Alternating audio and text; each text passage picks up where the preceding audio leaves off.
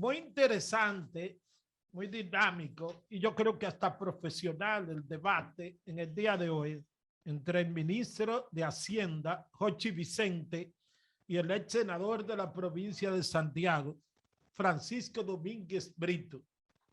El tema de los préstamos, el tema de la deuda pública consolidada, la deuda en dólares. Y entonces Francisco Domínguez Brito se quejó públicamente del desbordamiento de préstamos que se están aprobando. Y eso originó una intervención del ministro de Hacienda, Jochi Vicente, haciendo una serie de precisiones sobre las razones por las cuales el gobierno ha tenido que acudir a tantos préstamos. Yo creo que eso es correcto, lo que ha hecho el ministro de Hacienda, explicar, porque es que el gobierno y el PRM como que le andan huyendo a ese tema. Y yo creo que hay muchísimos argumentos que justifican el hecho de que el gobierno haya tenido que acudir a todos estos préstamos. Entonces, nadie quiere explicar absolutamente nada. Lo que quieren es que el tema no se debata. Y entonces, eso lo que origina es que te coloque al gobierno y al PRM a la defensiva en una situación de esa naturaleza. Ahora quieren ustedes debatir los préstamos. Antes no querían hablar de ese tema. El hecho es que, de acuerdo al informe del Banco Central, en diciembre del 2012, la deuda pública consolidada era de 26.561 millones de dólares. En diciembre del 2020, es decir, en los 8 años de gobierno del presidente Danilo Medina, entonces 55. Se elevó a 54.572 millones de dólares.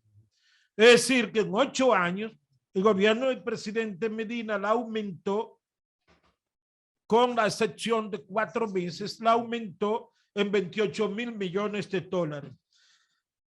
Tenemos a Francisco Domínguez Brito en la línea para que tú le preguntes. Buenas tardes, Francisco. Muy buenas tardes a todos ustedes. Un grandísimo abrazo. Gracias, Francisco Domínguez Brito. Estoy comentando aquí el tema del debate sostenido por ti y el ministro de Hacienda esta mañana en relación a los préstamos que se están aprobando en el Congreso Nacional y la cantidad que se han aprobado en estos 11 meses de gobierno. Entonces, quisiéramos escuchar la explicación tuya en torno a ese tema de los préstamos. Mira, realmente es sumamente preocupante lo que estamos viendo. Hay un promedio de 1.000 millones de dólares todos los meses en valores en préstamos. Realmente la República Dominicana puede enfrentarse a una situación bastante compleja que obligue a una reforma fiscal que uno se pregunta a quién le van a poner más impuestos, una reforma fiscal que si no se hace puede ser que las calificadoras de riesgos que verdaderamente evalúan a las tasas de interés que vamos a colocar nuestros bonos o que deberemos pagar los intereses puedan rebajar y poner, digamos, que tengamos que pagar más intereses. Realmente es sumamente preocupante por donde quiera que lo ves. Y lo peor de todo es que más de 9.000 millones, si uno no sabe en qué. Somos de Santiago, yo no he visto que se prometieron 50.000 viviendas, no se ven, no hemos visto terminar una escuela, no hemos visto hacer una carretera, no hemos visto absolutamente nada y eso llena preocupación.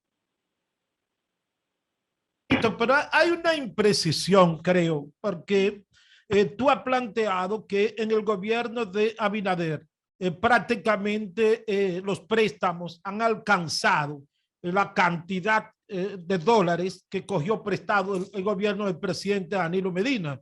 Y bueno, las informaciones son de que el gobierno del presidente Medina tomó entre 24 y 25 mil millones de dólares. Y este gobierno lleva ciertamente en 6 meses, pero solo lleva 13.000 millones. Bueno, no desembolsado, van entre 13.000 y todos los días aparece un préstamo de 100 millones. Yo leí una entrevista de uno de los asesores que decía que lo correcto es que lleguemos al 100% del PIB. nosotros lo dejamos un 50% del PIB, ahora está un 70% y si queremos llegar a un 100%, realmente no entendemos ese tipo de política económica que estamos llevando a cabo. Muy bien, Francisco, buenas tardes. Nelson Peralta, ¿cómo está? Todo muy bien, Nelson, mi respeto. Gracias, igual. Mire, yo estoy sorprendido con la preocupación que usted tiene con relación a los préstamos. ¿Usted sabe por qué? No, tú no Porque estás en el gobierno sorprendido, tú estás pasado ese no era un consciente. tema suyo. Usted se quedaba en la justicia, usted se quedaba en la ética, usted La se quedaba en educación la o el medio ambiente. transparencia, pero ahora a él le preocupa el tema de los préstamos. Pero uno recuerde que Danilo Medina pues dejó la deuda entre 26, 27 mil millones consolidada y le aumentó 28 mil millones en 8 años y no tenía pandemia.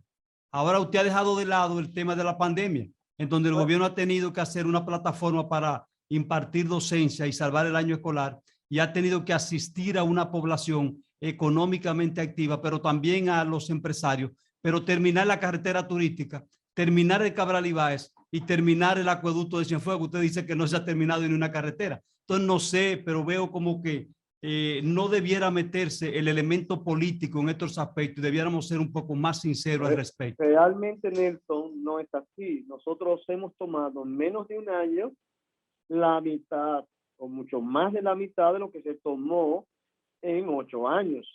Realmente tampoco es así. Aquí hay mucha preocupación porque se ha tomado tanto dinero y no se ha visto en que se ha invertido ese dinero.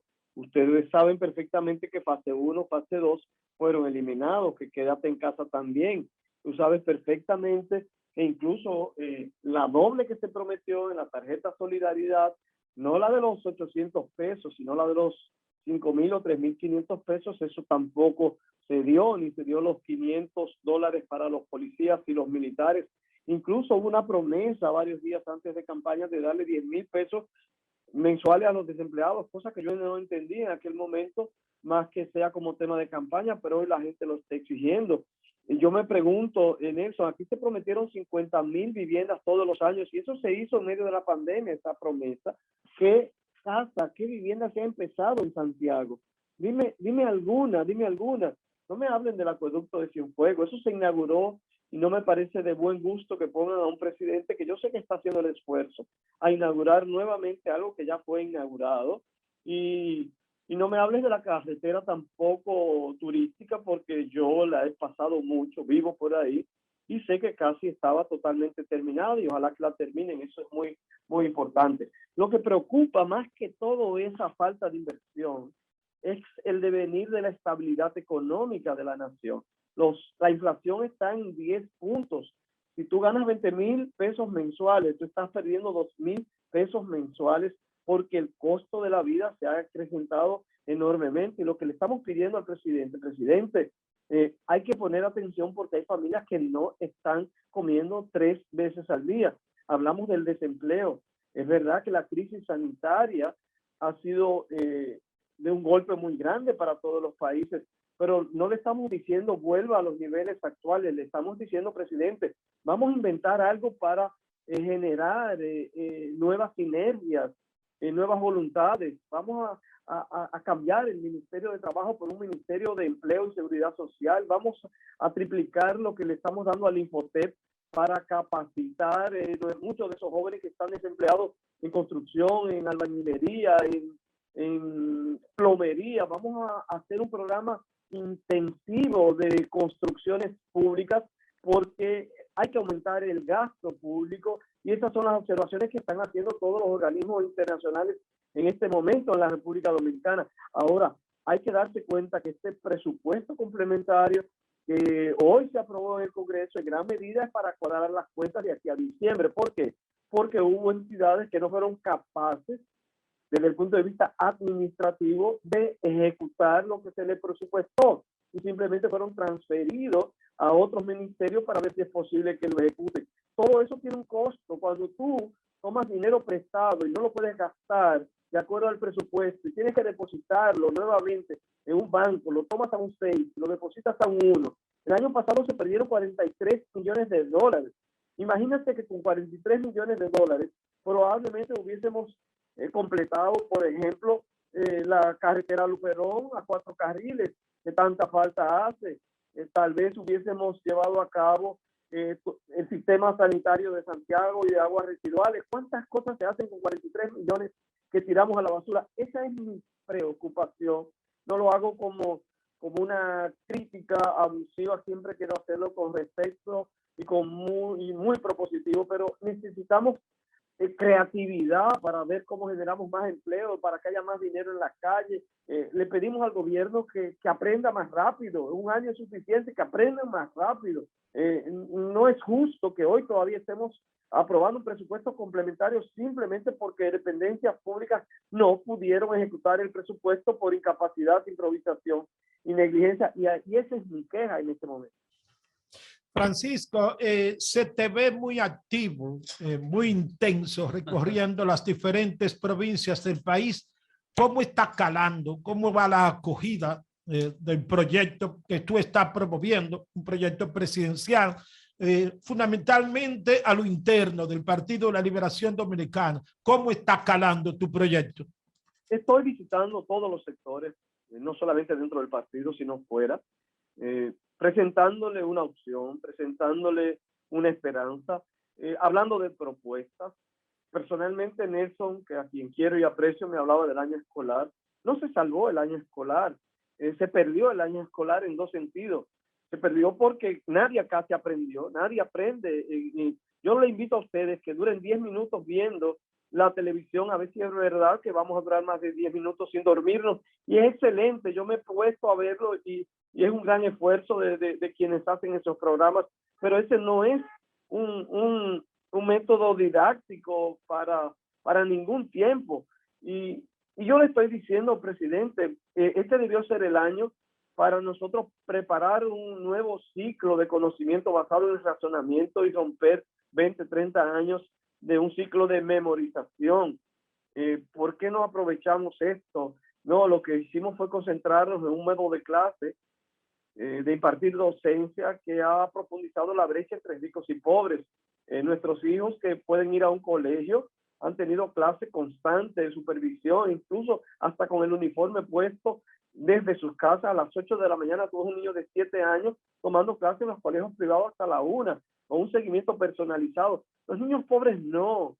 Los niños pobres ni siquiera han podido tener el acceso a las estancias infantiles. 250,000 niños en las estancias infantiles que iban diariamente no han podido en un año asistir un solo día a las estancias infantiles, ya sea el CAIFI o el CAIFI, que son las dos modalidades que existen. Esa es nuestra queja en este momento, es simplemente el país le pide al gobierno que aprenda más rápido, porque todo se ha detenido. A mí me preocupa hasta los peajes. Yo que viajo todos los jueves o los viernes, hay un tapón en cada peaje ahora porque siempre hay 2 o 3 puertas dañadas. Y yo me pregunto, ¿pero y por qué? Lo mismo con el pasaporte, ahí están los buscones nuevamente, pero ¿y por qué? República Digital se cayó y que la están preparando, ahí que hacían muchas operaciones digitales, pero ¿y por qué? Seguimos con las quejas de asistencia vial y del 911, pero ¿por qué? ¿Qué razón hay para que eso se deteriore? No hay absolutamente ninguna, sino es que no hay una vocación de querer aprender rápido. Francisco, no sé, como que hay cosas que se te olvidan. Y una de ellas es que el 16 de agosto, cuando Luis Abinader recibió el Estado, el gobierno, lo recibió un país cerrado, con el sector turístico en el suelo, con el comercio en el suelo, bares, restaurantes y todo, discoteca en el suelo, y una serie de situaciones difíciles que había que sostener. Pero además, creo que es injusto de tu parte decir que el año escolar fracasó. Eso no es así. El éxito del año escolar está en que se desarrolló y que los muchachos pudieron ser promovidos y que hubo una plataforma que se elaboró con sentido, con contenido. Hubo muchos países de América Latina, Centro y Suramérica que no impartieron docencia. Aquí se hizo el esfuerzo y creo que es justo reconocerlo. Bueno, si se quiere, si no se quiere llevar al plano político todos los aspectos, pero creo que es una injusticia de tu parte no reconocer eso. Mira, yo te respeto, se gastaron miles de millones de dólares en un sistema que es igual que hubiesen hecho una resolución donde digan que están pasando de curso. El esfuerzo de los maestros en este momento donde ni siquiera se le ha otorgado ningún beneficio extra para el pago de Internet ha sido enorme. Yo personalmente hubiese contratado 20 o 30,000 maestros más y hubiese dado seguimiento personalizado a nuestros niños y niñas. No tenían que entrar a la carrera docente. Habían 7,000 maestros que estaban por contrato y dejaron culminar el tiempo y dejaron fuera esos maestros cuando más lo necesitábamos. Realmente lo que se decidió en materia de educación cuando se evalúa ha sido un gran fracaso.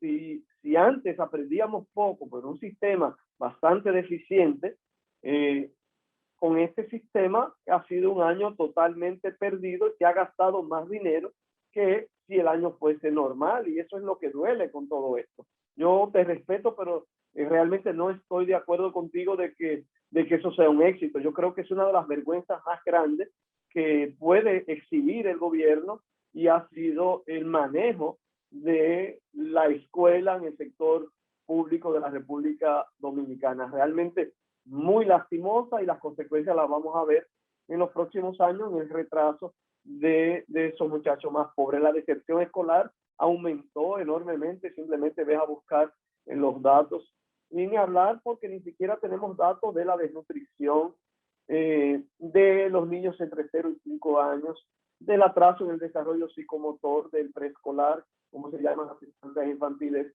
Aquí hay cosas intangibles que no le estamos midiendo y que todavía tienen un impacto mucho más grande que dejar de aprender.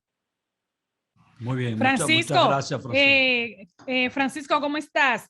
Muy bien. Una pregunta de un oyente que ¿qué hubiese sido entonces lo más razonable? ¿Si perder por completo el año escolar o cuál era la propuesta? La propuesta es contratar más empleo, disminuir en el sistema de enseñanza de teletransmisión, contratar más profesores para que den ese seguimiento personalizado, dotar a los actuales maestros de la formación que no se le dio para la enseñanza de esa manera, dotar a los maestros de los recursos para el pago del Internet. Realmente hay grandes zonas que no tienen acceso ni a electricidad ni al Internet y que hay bastante dificultad en esos casos priorizar la enseñanza personalizada en pequeños grupos, en lugares donde no había tantos riesgos, establecer jornadas de 2 horas martes o jueves o miércoles, lunes y viernes, e irlo alternando con grupitos de 5 o de 10. Yo creo que había muchísimas modalidades de 130 países. Para los que llevan estadísticas internacionales, República Dominicana fue de los que peor quedó en asistencia a clases. Fue de los pocos países que no logró en la niñez llevar a cabo un proceso de enseñanza personalizado. O sea, de que eso no hay que vanagloriarse ni remotamente con lo que se ha hecho. Todo lo contrario, realmente ha sido una gran vergüenza. Bueno, muy bien. Gracias, Francisco. Un placer. Un gran abrazo a todos. Gracias. Mucha suerte. Bye, bye. Bueno, aquí hubo un problema muy serio con las inversiones que no se pudieron hacer, ya que no hubo fondos necesarios, y Francisco sabe por qué no hubo fondos necesarios y qué pasó con el manejo que tuvieron los PLDistas del Estado. Porque esa es una parte que no la mencioné, inclusive obvió la pregunta en el aspecto que tenía que ver cómo recibió el 16 de agosto Abinader el gobierno, un gobierno en un país cerrado. Entonces, un país cerrado y que ha tenido un año en esas condiciones no es tan fácil Precisamente eso era lo que yo estaba defendiendo. Es decir, el ministro de Hacienda ha explicado que el gobierno ha tenido que acudir a todos estos préstamos, porque solo en la pandemia se han gastado 189,000 millones de pesos y que había unos retrasos en los pagos de los programas sociales. La queja mía es que el gobierno tiene miedo a que el problema se discuta, a que el problema se debate. Y entonces, cada vez que se trata el tema, lo que vienen es con descalificaciones. No, la realidad es que los préstamos se están haciendo y usted lo que tiene que explicar es las razones por las cuales se están haciendo. Y usted no tiene que confrontar a nadie, usted no tiene que enfrentar a nadie. Mire, estamos haciendo estos préstamos porque tenemos esta crisis, pero lo que están haciendo es escondiéndose de la realidad. Como en la campaña electoral fueron tan críticos contra los préstamos, parece que ahora tienen miedo de dar la cara. Y yo estuve y estoy totalmente de acuerdo con el ministro Jochi Vicente con el debate que sostuvo con Domínguez Brito esta mañana. Explicar las cosas, porque ¿cuál es el miedo? Yo no me explico cuál es el miedo. Sí, pero hay que tener en cuenta algunos aspectos de lo que están en la política. Porque la gente, los políticos se han acostumbrado a ver de un color algo cuando están en el gobierno y a verlo de otro color cuando están en la oposición. Entonces la gente de eso es que está cansada. La gente quiere saber y ver sinceridad. La realidad. Sí, porque Francisco no encontró nada bueno, no aportó nada que fuera positivo en su discurso. Oye, pero algo bueno debió hacer este gobierno, algo. Por lo menos, bueno, la vacunación sí ha sido efectiva. Ah, no, yo hubiese hecho, claro, él hubiese hecho una cosa, el presidente otra, Nelson Peralta hubiese hecho otra, Jaime Tomás hubiese hecho otra, cada quien hubiese hecho algo diferente. Entonces, si tú vas a ser un político, óyeme, y vas a estar en campaña, entiende que ya la gente está cansada de los políticos. Entonces, manéjate de manera que tú digas y reconozcas algo positivo y digas lo negativo también, pero encuéntrate algo bien hecho. Vámonos.